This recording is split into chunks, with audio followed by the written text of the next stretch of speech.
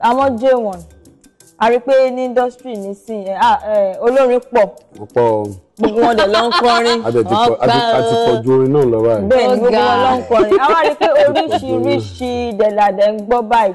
àdẹ̀wà tó wá discover pé J1 ó ní àwọn àsìkò kan torí èmi náà ń kọrin tí a bẹ̀rẹ̀ sí ní rí àwọn ìrìn àjò kan gbà téèyàn kan máa sọ fún mi ó ní tó nǹkan ìtàkà ló fẹ́ gbọ́ lẹ́yìn kó lọ fire kó rí ẹ̀ máa fire kó kọ gbọ́ngbọ́ngbọ́n àti kó ṣé kí ẹrí ṣe ó láwọn ọ̀rọ̀ kan tí wọ́n sọ fún mi pé àwọn nǹkan tí ó yẹ kí n máa ṣe póun ni òun ṣẹlẹ̀ ní ìdán ṣé wá ti wá mọ̀ nǹkan tèmi níbi tí mò ń bọ̀ ọ̀gọ̀ ni pé pọ̀pọ̀lọpọ̀ àwọn tó ṣẹ̀ ń dìde bọ̀ nísìn àwọn orin tí wọ́n ń kọ kọ́lọ́run ṣàánú ẹ̀ ṣà ń kọ ṣá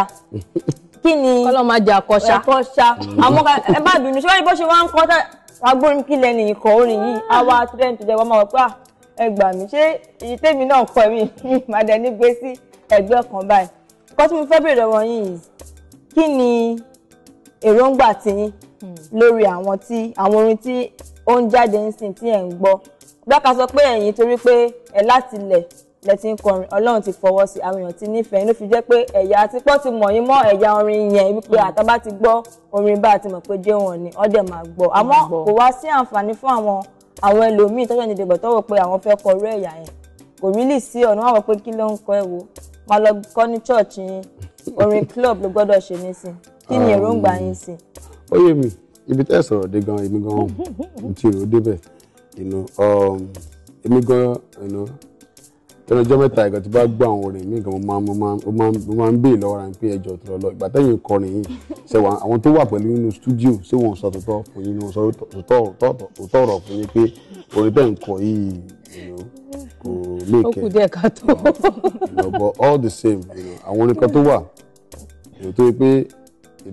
wọ́n really make sense but at the end of the day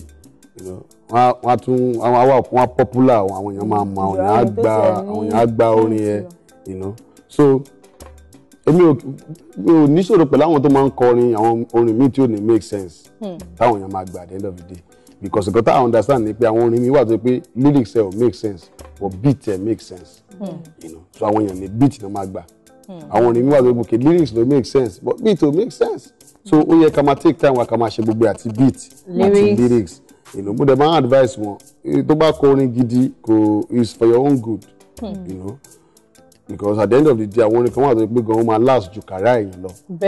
after tó tẹ̀ ti kọrin tán àwọn orin yẹn sì máa gbé ẹ lọ máa sì gbé ẹ lọ síbi tó tẹ̀ expect kò lè dé so ìwọ ló fẹ́ múnú fẹ́ kọrin tó máa popular fún 1 year and at the end of the day o ní orin kankan mọ́ and o ní lè kọrin yẹn gan mọ́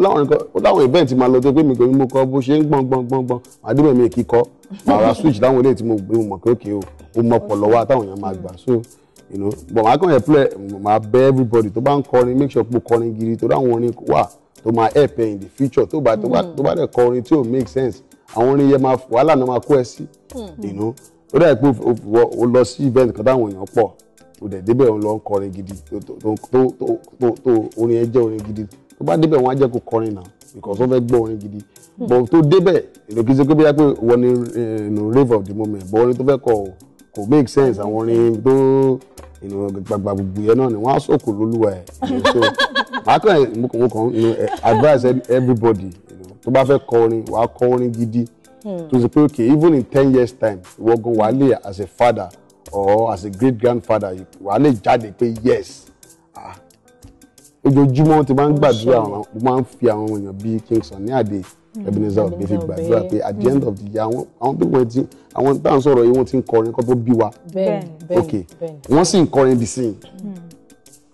ìrò tó bá lọ booking wọn sí wọ́n lè sọ pé wọ́n lè sọ fún ẹ ṣe pé from now till December àwọn bàbá tó ti book wọn tán kò sí space mọ́ it's possible